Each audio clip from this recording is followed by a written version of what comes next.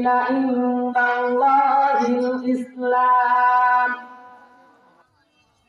আমার মনোনীত ধর্মের নাম হলো ইসলাম।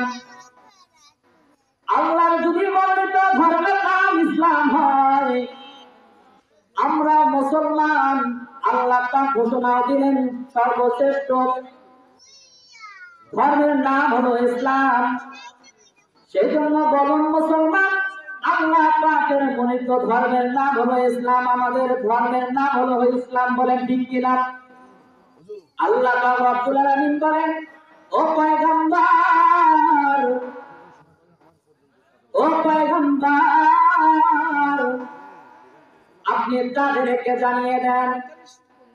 আল্লাহ পাক কোরআনুল কারীমের সূরা হিজরাতের 9 নম্বর আয়াতের মধ্যে বলেছেন, আমি বেশি কথা আপনাদের সামনে আমি উপস্থাপনা করব না, কয়েকটা পয়েন্ট আপনাদেরকে শুধুমাত্র ইঙ্গিত দিয়ে যাবে। মুসলমান, জীবনে দেখা হবে কি হবে না জানি না, হয়তো বা আল্লাহ কবুল করেছেন, এই জন্য আপনাদের সামনে এসেছি রে মুসলমান বাবাজিরা আমার।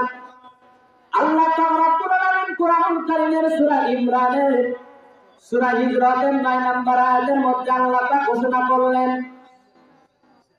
যে যেকের নামে কোরআন নাযিল করেছি, এই যেকের নামে কোরআনুল কারীম আল্লাহ পাক ইবাদত দান করবেন।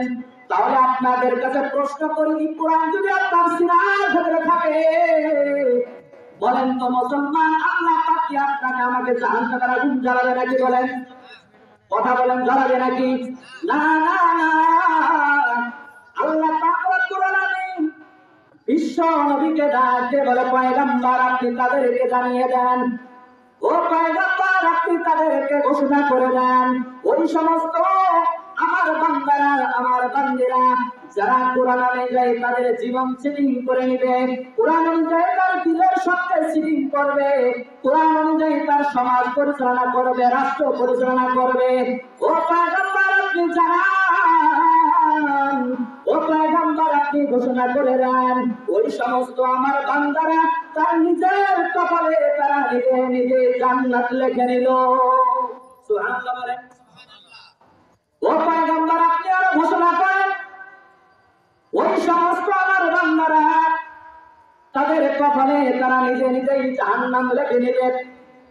আমি আয়াতগুলো বলতে সময় অনেক লাগবে মুসলমান, আয়াতের দিকে যাব না, সংক্ষিপ্ত আপনাদের কিছু কাজ দিয়ে যেতে চাই।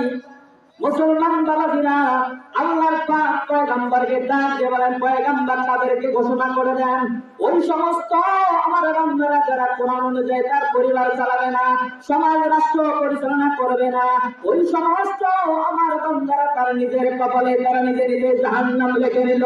বলেন নাউযুবিল্লাহ। মুসলমান